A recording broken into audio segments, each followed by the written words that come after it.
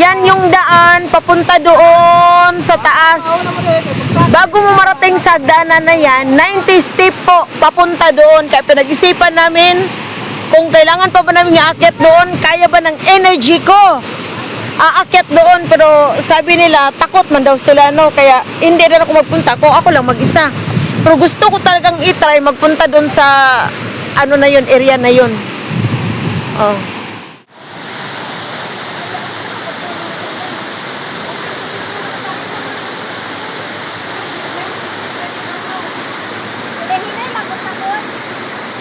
Naman jud mo dire, saka na lang jud mo.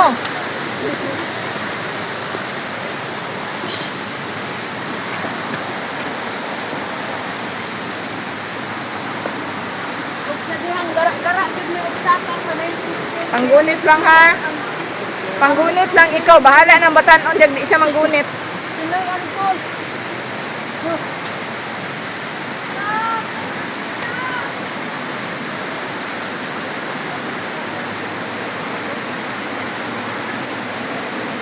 Dito manggani si Kihor day nga katong nilukso-luksoan ni Ann Cortez. Naog mi dito.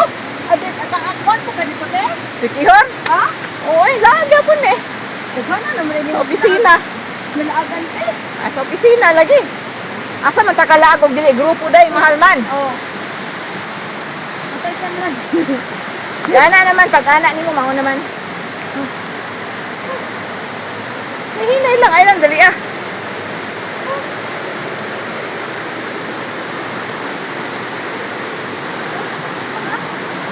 Okay, ingat-ingat ang masin mo.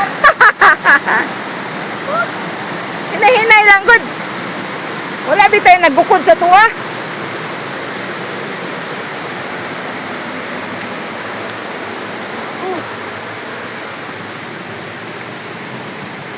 Hindi puti ha. Okay na po. Anad mo taan ni day. Okay.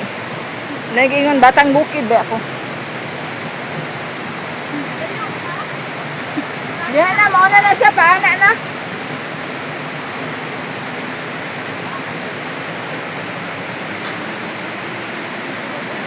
Yung ano ni sa una day, manangingon ko, naguba na to. Yung ano ni siya. Ay, ang dalang, te. Kira.